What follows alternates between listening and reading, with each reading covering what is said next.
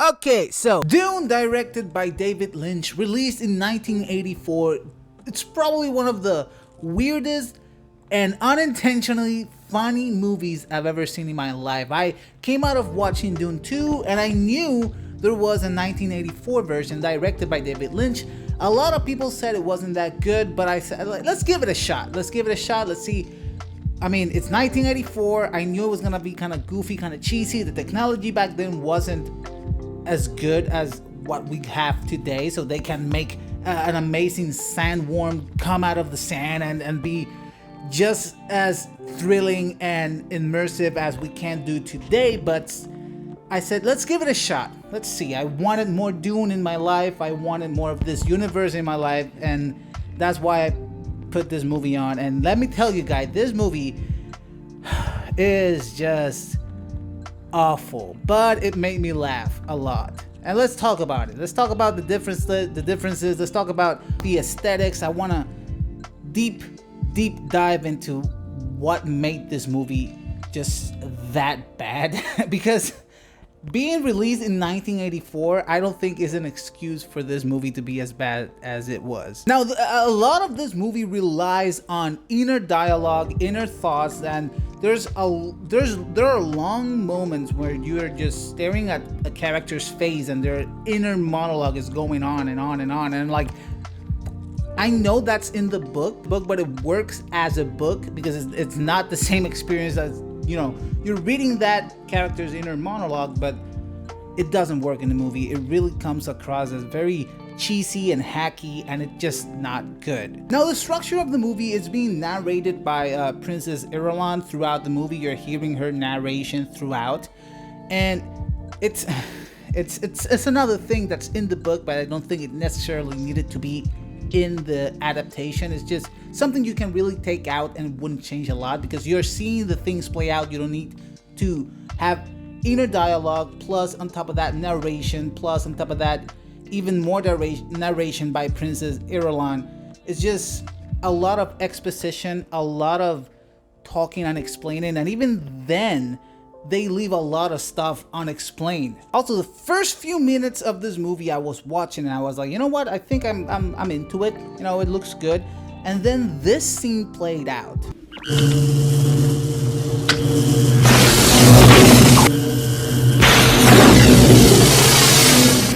And when I say it made me cackle, I mean it. I was rolling on the floor when those goofy ass shields just popped off, and they looked like fucking Minecraft skin just thrashing each other around. It looked hilarious. I loved it. Also, every characterization of everyone is just so dumbed down and simple. It's honestly like watching a Saturday morning cartoon, especially with the Baron and all of the Harkonnens. They literally feel like mustache twirling cartoon villains. They are all redheads, which added to my amusement because they look just so ridiculous. And just watch this scene.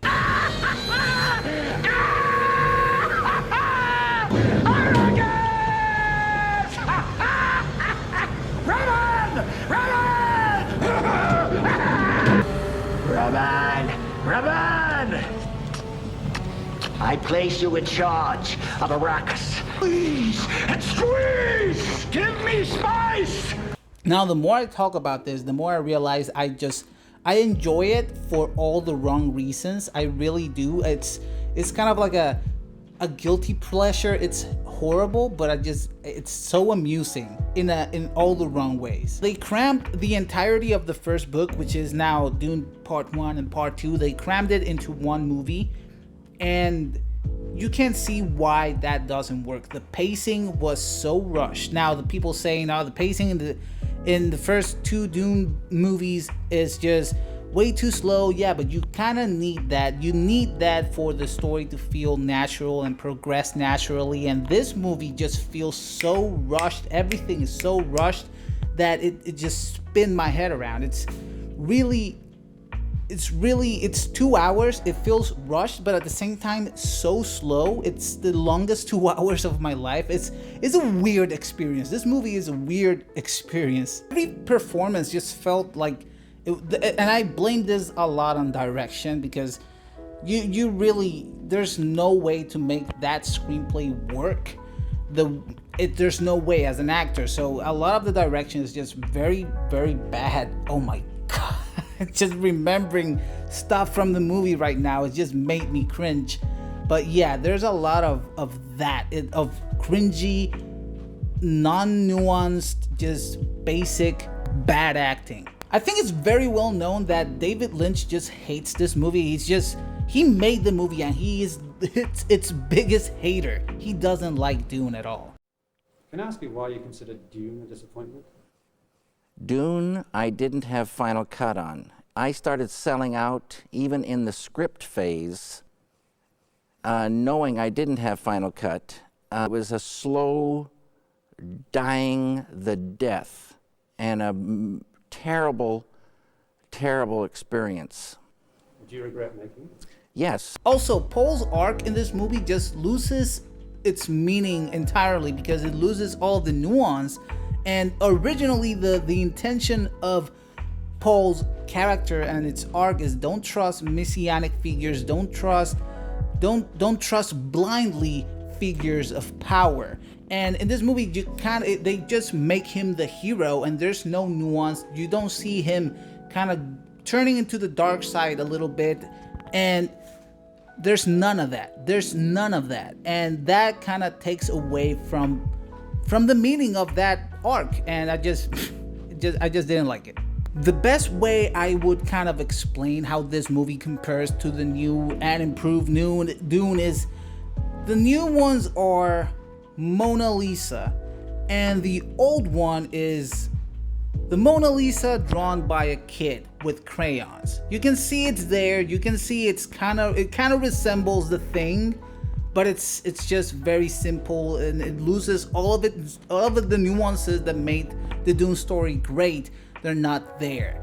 And yeah, that's what I think.